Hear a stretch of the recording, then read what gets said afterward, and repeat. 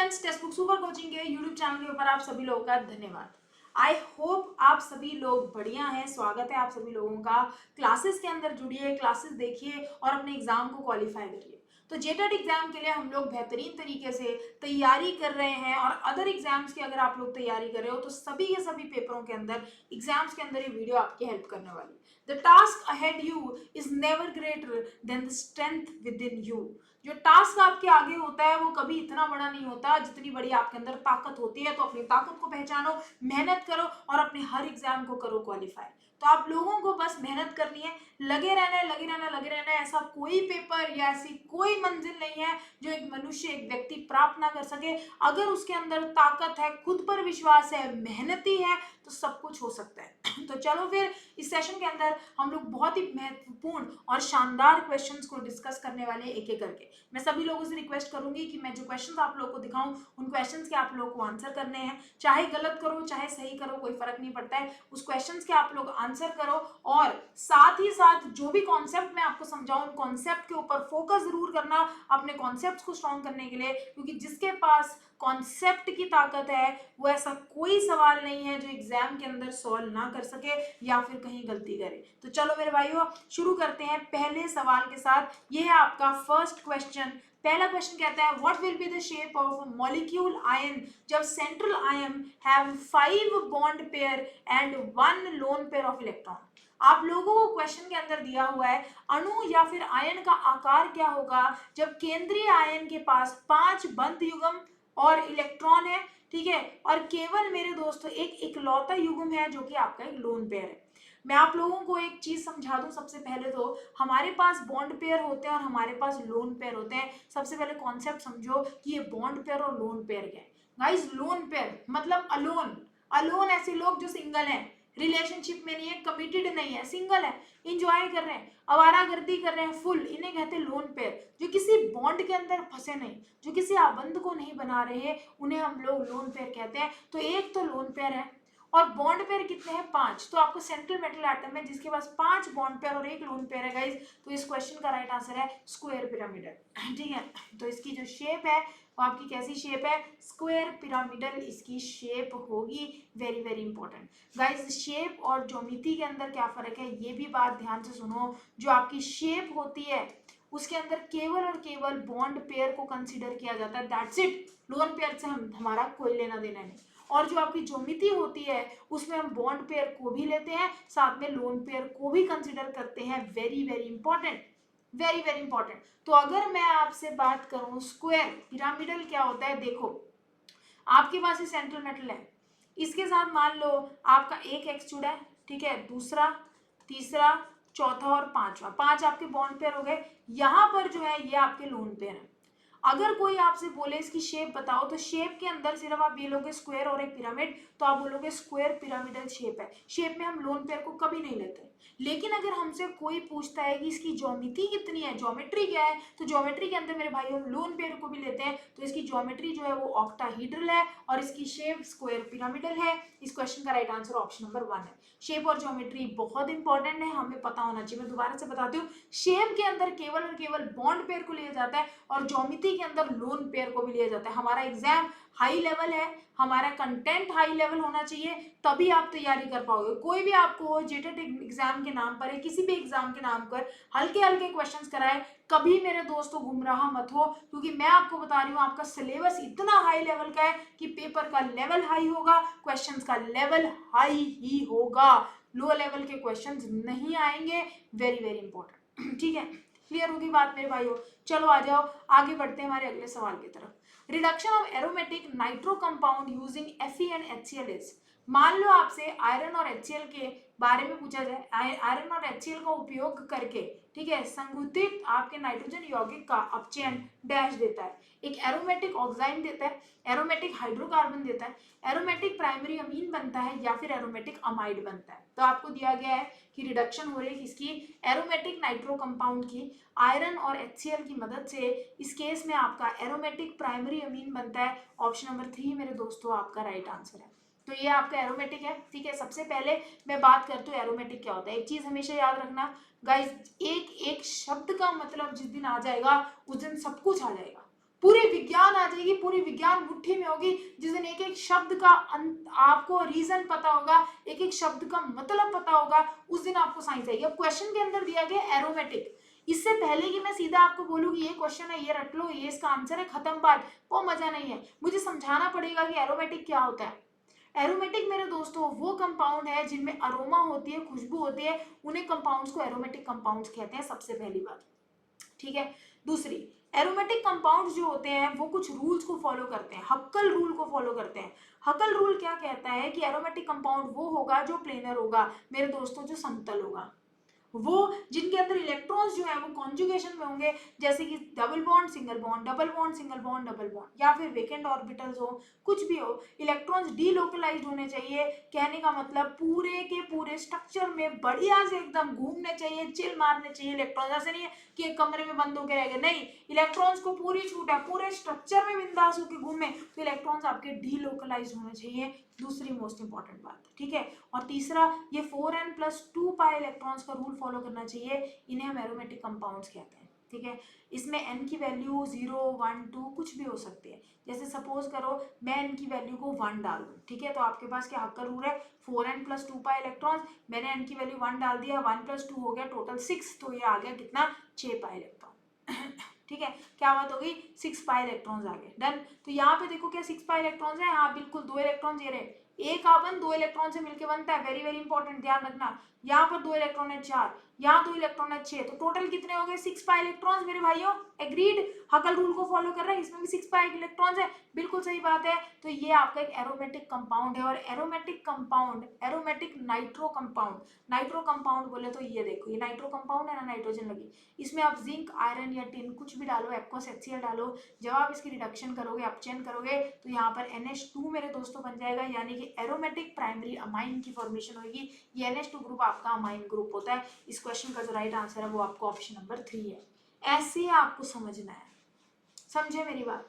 अब इस क्वेश्चन के अंदर अगर आपको कोई खड़ा करके बोले ना क्वेश्चन समझाओ, आप क्वेश्चन समझा सकते हो कि एरोमेटिक नाइट्रो कंपाउंड क्या होता है, आपको पता है, एरोमेटिक कंपाउंड क्या होते हैं आपको पता है, आयरन और HCl यूज करके आप रिडक्शन कर रहे हो, अब चेन, रिडक्शन का मतलब भी समझा देते हो, रिडक्शन का मतलब होता है एडिशन ऑफ H पॉजिटिव, इसको रिडक्शन कहते हैं, या फिर रिडक्शन होता है मेरे दोस्तों गेन ऑफ इलेक्ट्रॉन्स, हाइड्रोजन की एडिशन होना, ये इलेक्ट्रॉन्स का गेन होना आपका रिडक्शन कहलाता है। और ये देखो यहाँ हाइड्रोजन गेन ही तो हो रहा है, तो इसको रिडक्शन कह दूं, कोई गलती तो नहीं है, रिडक्शन ही कर रहे हैं हम लोग, तो इस क्वेश्चन का ये आंसर है।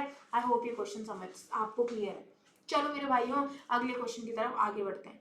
एक student heats a beaker containing ice and water, तो एक स्टूडेंट ने क्या किया, एक बीकर लिया, इस बीकर के अंदर मेरे दोस्तों बर्फ के टुकड़े हैं, बर्फ के टुकड़ों के साथ इस बीकर के अंदर वाटर प्रेजेंट है, पानी प्रेजेंट है, वो मेजर करता है temperature of content of the beaker as a function of time. अब वो क्या करता है, तापमान को मेजर कर रहा है, किस चीज को मेजर कर रहा है, टेम्परेचर को मेजर कर रहा है, कि ठीक है यार मैंने एक बीकर ले लिया, बीकर के अंदर मैंने बर्फ की डलियां डाल दी, मैंने पानी डाल दिया, अब मैं थर्मोमीटर का यूज करके एक बार टेम्परेचर तो माप, बीकर का कितना है टेम्परेचर मापता है, ठीक है, okay. What would be correctly found, आप बताओ कि जब ये टेम्परेचर मापेगा रिजल्ट क्या होगा। ये 0 डिग्री सेल्सियस से 100 डिग्री, ये आपको उल्टी दिख रही है मेरे दोस्तों इमेजेस, बेसिकली अगर मैं बनाऊं तो ये इमेज कुछ इस प्रकार की है, ठीक है, मतलब ये 0 डिग्री यहाँ से मार्किंग दिखा रहे हैं, ये ऐसे दिख रही है ऐसे, ठीक है, आपका ग्राफ यार ऐसा होता है ना, ये ऐसे बना हुआ है, ठीक है। तो ये 0 डिग्री 100 डिग्री, 0 डिग्री से टेम्परेचर बढ़ रहा है, कांस्टेंट हो रहा है, ये 100 डिग्री से बढ़ के घट रहा है, ये 0 डिग्री से मेरे दोस्तों पहले 100 डिग्री से नीचे जा रहा है, फिर 0 डिग्री पे कांस्टेंट हो रहा है, या फिर ये 0 डिग्री है टेम्परेचर, उसके बाद सडन राइज टेम्परेचर में दिख रही है।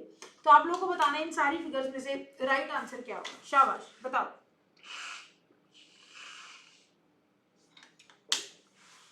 चलो मेरे भाइयों सोचो कि इन सारी फिगर्स में से जो आपकी करेक्ट फिगर है, राइट आंसर है, वो क्या होना चाहिए, करेक्ट आंसर क्या होना चाहिए। सबसे पहली बात, ये जो डायग्राम है ये कॉन्सेप्ट के बारे में समझा रहा है, और वो कॉन्सेप्ट है लेटेंट हीट, गुप्त ऊष्मा।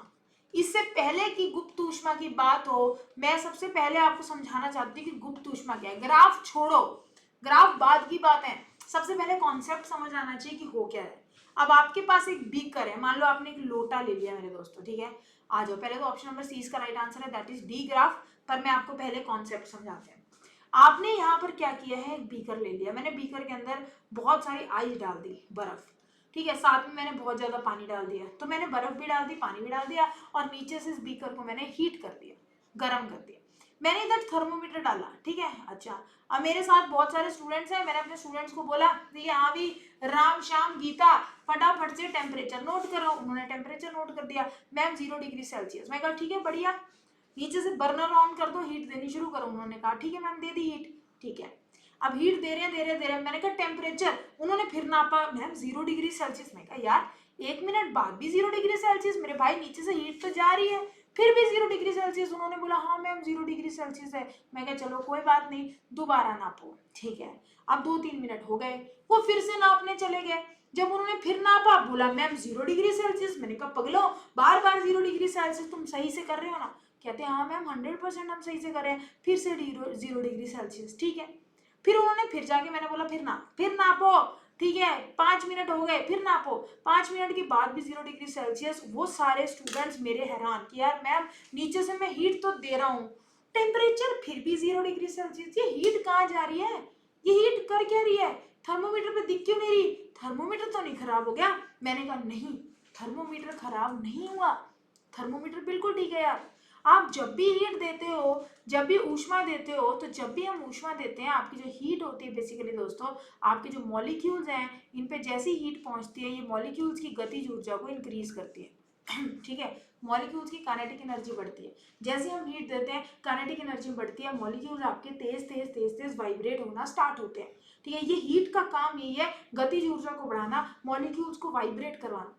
वाइब्रेट करवाने के बाद जो मॉलिक्यूल्स है मेरे दोस्तों, इतनी तेजी से वाइब्रेट होते हैं कि ठप करके आपके टूट जाते हैं और दूर दूर हो जाते हैं, पार्टिकल्स दूर दूर हो जाते हैं, तब जाके द्रव बनते हैं। तो जितनी भी हीट हम नीचे से दे रहे हैं, सारी छुपी हुई हीट है, गुप्त ऊष्मा है, जिसका काम क्या है मेरे दोस्तों, ब्रेकअप करवाना। ये क्या करा रही है, जो आइस में वाटर के मॉलिक्यूल्स हैं, वो उनका ब्रेकअप करवा रही है, दूर दूर नहीं कर रही है मेरे दोस्तों, इंटरमॉलिक्यूलर फोर्स ऑफ अट्रैक्शन को वीक कर रही है, लिक्विड बना रही है। तो ये जो छुपी हुई हीट है, ये घर तोड़ने का काम करे, इसलिए हमें थर्मोमीटर पे दिख नहीं रही।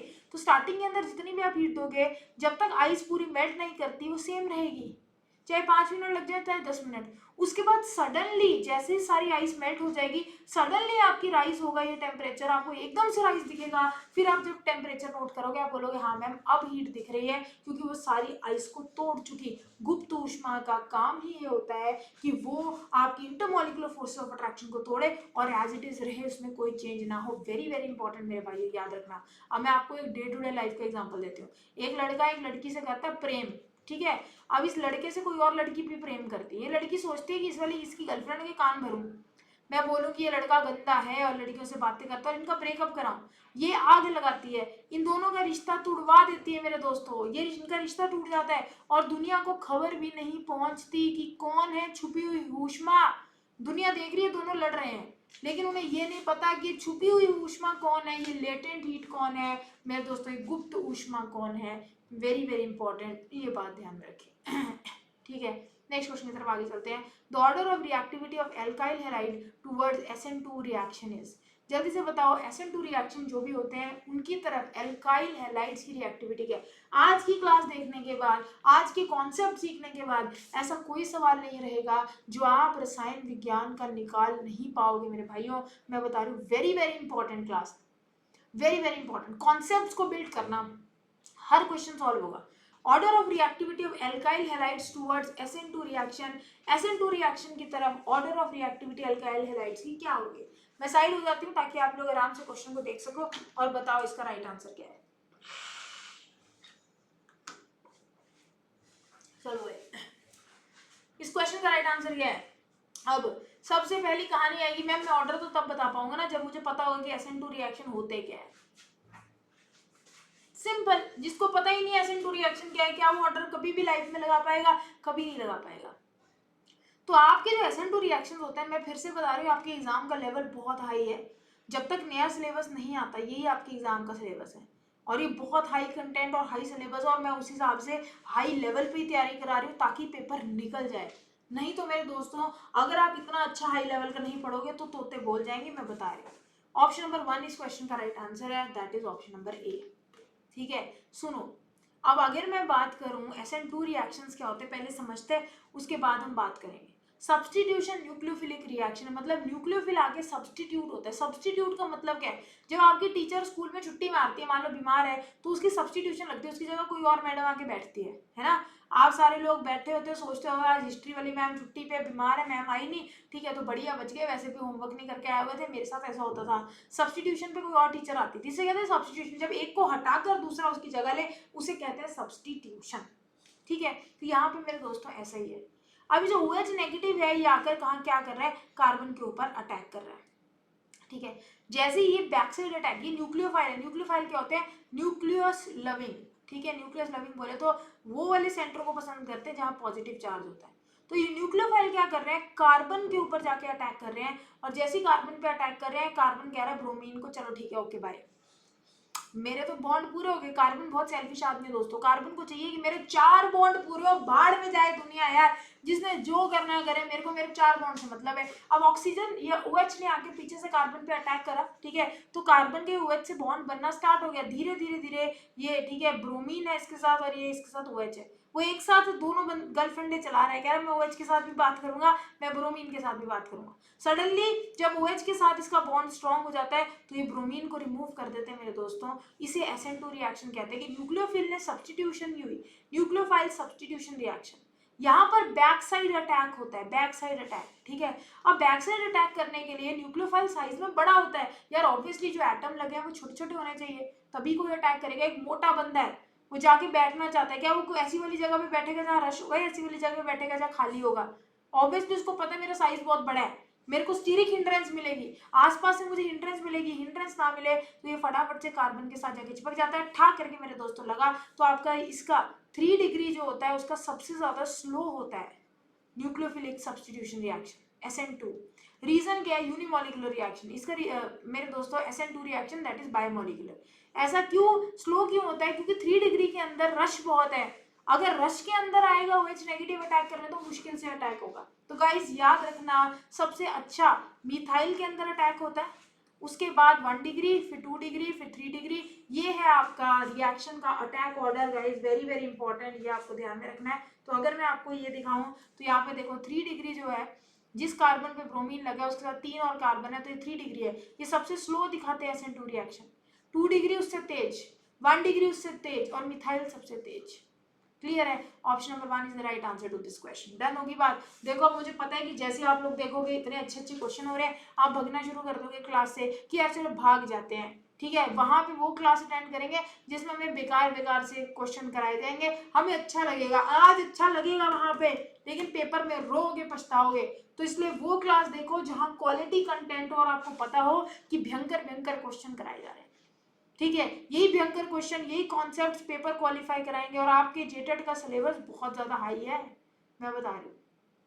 जिस स्टूडेंट को साथ जुड़ना है वो इस नंबर पर 7973700450, इस नंबर पर मुझे मैसेज कॉल कर कर मेरे साथ ज्वाइन भी मेरे दोस्तों कर सकता है, ठीक है। अगर आप पेड कोर्स लेना चाहते हो मुझे मैसेज कर सकते हो, कॉल, मैं कॉल ना उठाऊंगा इस, कभी कभी मैं बिजी चलती हूँ, कॉल नहीं उठा पाऊंगी, आप व्हाट्सएप मैसेज ही प्रेफर करना, ठीक है। तो व्हाट्सएप पे आप मुझे मैसेज करना है क्लियर।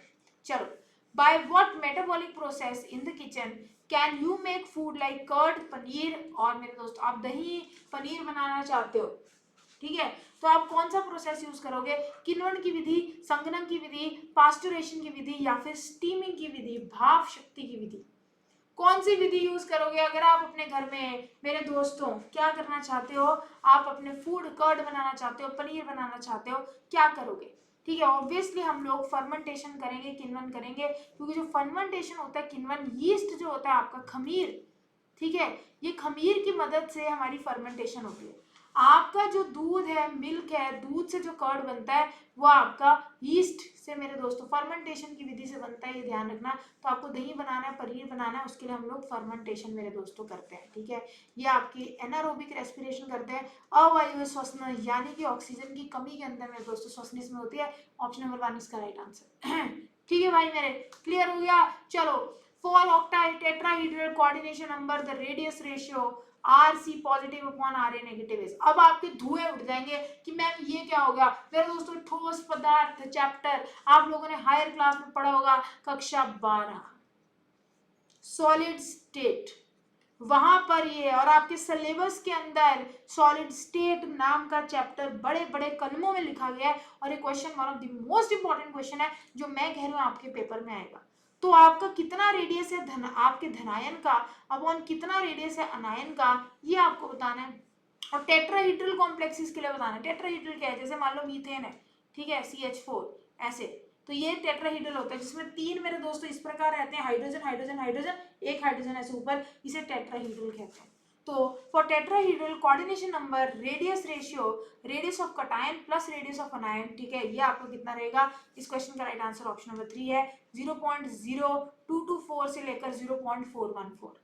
तो ये आपका 0.224 से लेकर 0.414 है, ये टेट्राहीड्रल की रेशियो है। अब आपको सारी की सारी रेशियो दिमाग में होनी चाहिए। मैंने पेड बैच के अंदर बहुत ही बढ़िया तरीके से अपने स्टूडेंट्स को सॉलिड स्टेट चैप्टर पढ़ाया, और ये सारी की सारी लर्न भी करने को बोली। तो मेरे यूट्यूब के खिलाड़ियों, तुम भी याद कर लो भाई, मैं बता रही हूँ।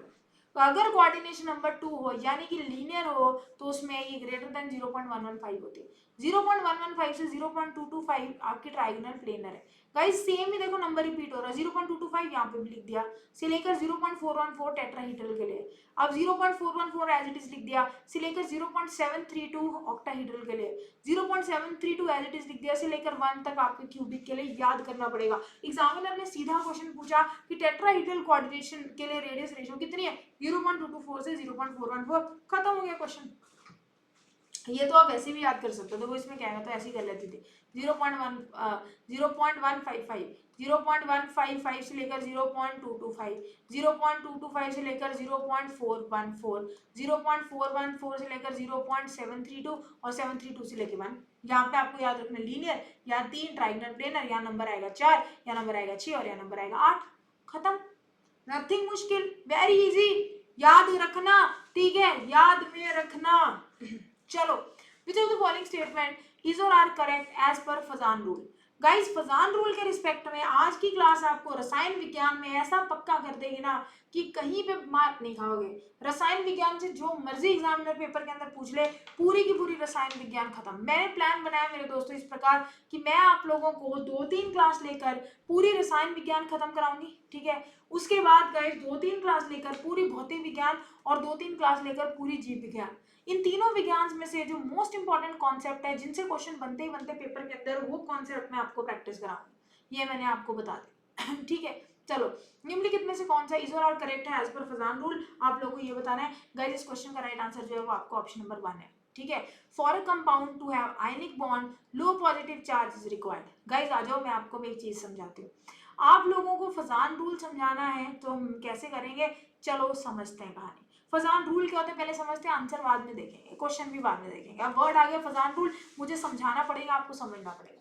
देखो दोस्तों, कोई भी चीज 100% प्योर नहीं होती। मैं आपको बोलूं शुद्ध देसी घी खाती हूँ मैं, पता है तुम्हें, आप बोलोगे मैम हट, शुद्ध देसी घी तो कुछ होता ही नहीं है, हट, शुद्ध देसी घी कुछ भी नहीं होता मेरे दोस्त, nothing is pure in life. आप बोलोगे ये चीज मैं प्योर खा रहा हूँ, प्योर घी खा रहा हूँ, प्योर दूध पी रहा हूँ, कुछ भी आप प्योरिटी की बात करो, कभी भी कोई चीज मेरे भाइयों 100% प्योर नहीं होगी। उसके अंदर इम्प्योरिटीज होंगी ही होंगी, उसके अंदर शुद्धियां होंगी ही होंगी, कुछ भी कभी कंप्लीटली प्योर नहीं होता। ऐसे ही अगर हम लोग हीरो बन के बोलते हैं कि जो आबंध बन रहा है ये कोवलेंट बॉन्ड है, संयोजक बंध है, या फिर अगर कोई हीरो बन के बोले कि जो आबंध की फॉर्मेशन हो रही है आयनिक आबंध है, कोई भी आबंध कोवलेंट या आयनिक नहीं होता कंप्लीटली, इसके अंदर इंप्योरिटीज हमेशा रहती हैं, अशुद्धियां हमेशा रहती हैं, और ये चीज फजान ने अपने रूल में बताई। फजान ने कहा कि यार जितना छोटा पॉजिटिव चार्ज होगा कटायन, जितना बड़ा नेगेटिव चार्ज होगा नायन, उतना ही पॉजिटिव चार्ज इस नेगेटिव चार्ज की इलेक्ट्रॉन क्लाउड को अपनी तरफ खींचेगा। यार देखो जितना छोटा है उतनी ताकत ज्यादा, उतना कंसंट्रेटेड ज्यादा है पॉजिटिव चार्ज, फटाफट से नेगेटिव इलेक्ट्रॉन के क्लाउड्स को अपनी तरफ खींचेगा। जैसे अपनी तरफ खींचेगा, इसके जो इलेक्ट्रॉन है ये सेंटर में घूमते नजर आएंगे, या डिस्टॉर्शन हो जाएगी, ऐसे ऐसे हो जाएगी, इसकी तरफ खिंचाएगा तो इसके इलेक्ट्रॉन सेंटर में घूमते नजर आएंगे, और जब इलेक्ट्रॉन सेंटर में घूमते हैं तो भाई वो कोवलेंट बंद होता है, वो संयोजक बंद होता है। ये बात फजान ने अपने रूल में बोली। उसने बोला जितना पॉजिटिव चार्ज छोटा, जितना बड़ा नेगेटिव चार्ज, उतना ही मेरे दोस्तों इलेक्ट्रॉन क्लाउड इसकी तरफ खींचे जाएंगे, इलेक्ट्रॉन सेंटर में घूमेंगे, और हम बोलेंगे कि उतना ही ज्यादा कोवलेंट करैक्टर इसके अंदर प्रेजेंट है। That's it. ये क्वेश्चन आप लोगों के पेपर के अंदर पूछा जाता है। बहुत बार आता है, इसे कहते हैं संयोजक। अब किसी को अगर ये भी नहीं पता ना कि मैम संयोजक बंध क्या होता है, देखो फिर मेरे दिल पे लग जाएगी, लेकिन मैं फिर भी आपको बताती हूँ। कोवलेंट बॉन्ड, कोवलेंट करैक्टर का मतलब होता है गाइस जो शेयरिंग ऑफ इलेक्ट्रॉन से बनते हैं उन्हें हम लोग कोवलेंट बॉन्ड कहते हैं। मान लो हम लोग शेयरिंग कर रहे हैं इलेक्ट्रॉन की, कैसे, मैं बोल रही हूँ कि मेरे पे बर्गर है, आपने बोला मैम मेरे पे कोल्ड ड्रिंक है, मैंने कहा चलो ठीक है मेरे पे 2 बर्गर है, मैं तुम्हें अपना 1 बर्गर दे देती हूँ।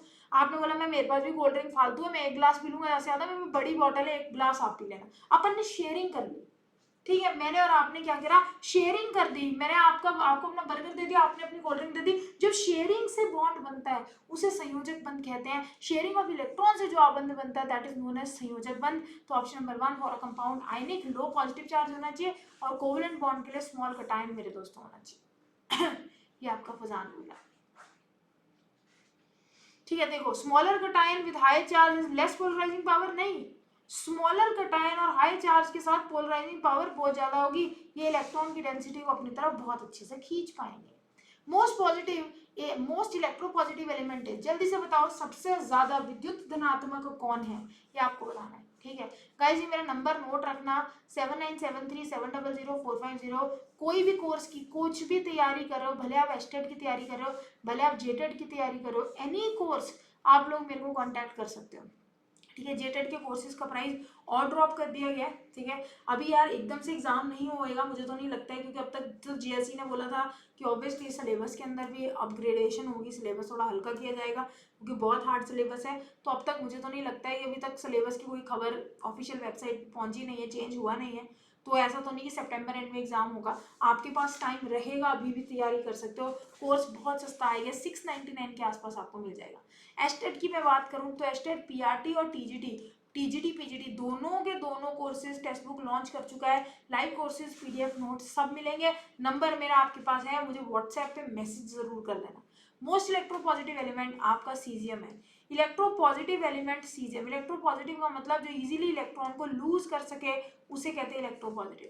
तो सबसे ज्यादा मोस्ट इलेक्ट्रोपॉजिटिव जो होता है वो आपका सीजियम होता है। क्यों सीजियम होता है, क्योंकि पता है ना, हैरी लीना ने की रूपी से फ्रेंडशिप, तो ये जो सीजियम है ये इजीली इलेक्ट्रॉन को लूज कर सकता है भाई। तो जो नीचे, जैसे ही आप नीचे आते हैं, आप लोगों को पता होना चाहिए, नीचे आते आते साइज बढ़ जाता है क्योंकि नंबर ऑफ शेल्स बढ़ जाते हैं। अब कोश बढ़ेंगे साइज बढ़ेगा। पॉजिटिव चार्ज का अपने इलेक्ट्रॉन्स पे इतने ध्यान ही नहीं रहेगा, तो आप हल्की सी एनर्जी दोगे इलेक्ट्रॉन फट करके मेरे दोस्तों बाहर हो जाएगा, कहानी डन हो जाएगी। तो इलेक्ट्रॉन लूज करना आसान है, किसमें, सीजियम में, क्योंकि डाउन द ग्रुप आयनीकरण ऊर्जा आयनाइजेशन एनर्जी डिक्रीजेस, कम हो जाती है आयनीकरण ऊर्जा, ये भी बात ध्यान में रखना गाइस। तो इस क्वेश्चन का राइट आंसर जो है वो आपका ऑप्शन नंबर 1 सीजियम है। When electronic configuration indicates a cation, जल्दी से बताओ कौन सी ऐसी इलेक्ट्रॉनिक कॉन्फ़िगरेशन है जो आपको बताते हैं कि ये जो चीज है वो एक कटायन है।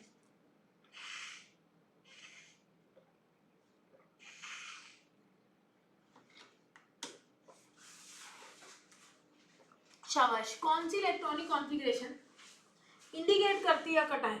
17 प्रोटॉन, 17 इलेक्ट्रॉन और 18 neutron, 2 electron, 3 proton, 4 neutron, 19 electron, 20 neutron, 17 proton या 9 प्रोटॉन, 10 न्यूट्रॉन और मेरे दोस्तों 10 आपके इलेक्ट्रॉन।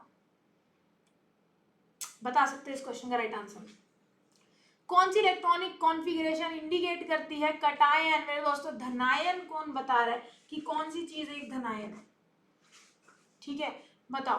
तो रसायन विज्ञान की आपकी क्लासेस लगेंगी, ठीक है, आपको 2 से 3 क्लासेस मिलेंगी रसायन विज्ञान की, जिसके अंदर पूरे की पूरी केमिस्ट्री आपकी जेटेड के रसायन विज्ञान के इंपॉर्टेंट कॉन्सेप्ट्स क्वेश्चंस के साथ में करा दूंगी।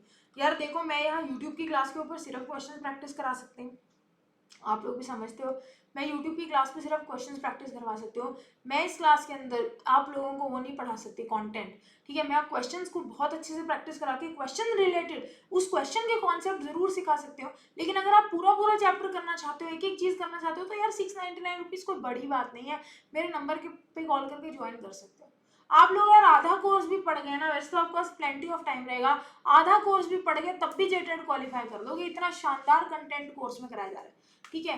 कटायन का मतलब होता है जिसमें पॉजिटिव चार्ज हो उसे मेरे भाइयों कटायन कहते हैं, ठीक है। अब इस केस में 2 इलेक्ट्रॉन हो, अगर 3 प्रोटॉन हो, आप खुद देखो प्रोटॉन की संख्या कितने, 3, प्रोटॉन पे होता है पॉजिटिव चार्ज, इलेक्ट्रॉन पे होता है नेगेटिव चार्ज। अब इलेक्ट्रॉन कम हो गया, प्रोटॉन ज्यादा हो गया ठीक है, तो प्रोटॉन अगर ज्यादा हो जाए तो ये आपका एक कटायन बन जाता है, धनायन बन जाता है। क्लियर है मेरे दोस्तों? तो ये जो है वो आपका एक धनायन है। इधर देखो इलेक्ट्रॉन की संख्या, न्यूट्रॉन से तो अपने को कोई लेन देन ही नहीं, ये तो न्यूट्रल है, इनका तो कोई चार्ज ही नहीं। यहाँ पे देखो दोनों सेम है, तो ना कटायन है ना अनायन है। यहाँ पे देखो 17 प्रोटॉन कम है, इलेक्ट्रॉन ज्यादा है, तो ये आपका अनायन है, इन पे नेगेटिव चार्ज है। ठीक है, क्लियर है, डन होगी बात। यहाँ पे भी ऐसे इलेक्ट्रॉन ज्यादा है, तो ये भी आपका अनायन है, इन पे भी नेगेटिव चार्ज है। लेकिन इधर मेरे दोस्तों आपके प्रोटॉन की संख्या 3 है, यू हैव 3 प्रोटॉन्स। इलेक्ट्रॉन आपके पास 2 है, एक इलेक्ट्रॉन जा चुका, तो आपके पास एक पॉजिटिव चार्ज आ चुका, यानी कि आपका एक कटायन बन गया। क्लियर है मेरे भाइयों? ठीक है, तो इसी के साथ आज की क्लास को हम इतना ही रखेंगे। आपको पार्ट 2 पार्ट 3 की भी क्लास मिलेगी, जिसके अंदर आप लोगों की रसायन विज्ञान को एकदम धूम मचा देंगे गाइस। ठीक है, आप टेक्स्ट बुक सुपर कोचिंग पे मेरे साथ जुड़ना चाहते हो, जरूर ज्वाइन करो। एक चीज़ हमेशा याद रखना, मैं एज फ्रेंड आपको बता रही हूँ, जब सीटेट पे यूट्यूब पे सीटेट पढ़ाती थी, या फिर मैं यूट्यूब पे टीजीटी पीजीटी एग्जाम पढ़ाती थी, बहुत सारे एग्जाम्स मैंने पढ़ाए, उसमें हमेशा स्टूडेंट्स को बोला है नंबर ऑफ क्वेश्चन से ज़्यादा टीचर जो कॉन्सेप्ट समझा रहा है उस पर फोकस करो। क्वेश्चन के आंसर को रटने से पहले कि यार इसका आंसर अच्छा बी था, मैं याद रखूंगा, पेपर में सेम क्वेश्चन कभी नहीं आता, कॉन्सेप्ट रिपीट होते हैं। ठीक है, आपको 2 से 3 ऐसी क्लासेस मिलेंगी जिसमें रसायन विज्ञान में धूम मच जाएगी मेरे दोस्तों। तो अगली क्लास को पार्ट 2 को जरूर देखिएगा, जिसमें हम लोग रसायन विज्ञान फोड़ेंगे। ये मेरा नंबर है 7973700450। जो भी स्टूडेंट मेरे साथ जुड़कर टेक्स्ट बुक पर पढ़ना चाहता है साइंस, ठीक है, तो मेरे को कॉल मैसेज कर सकता है, चाहे एचटेट की तैयारी हो, सुपर टेट, यूपीटेट, कोई भी एग्जाम की तैयारी आप लोग करना चाहते हो, मेरे साथ ज्वाइन करना चाहते हो, कर सकते हो। जी जान लगा देंगे। All the very best. अगली क्लास में मिला। सेशन अच्छा लगा तो फटाफट से मेरे दोस्तों ठा ठा करके एक लाइक भी ठोक देना, यूट्यूब चैनल को सब्सक्राइब करके बेल आइकन को प्रेस करना कभी मत भूलिएगा। धन्यवाद।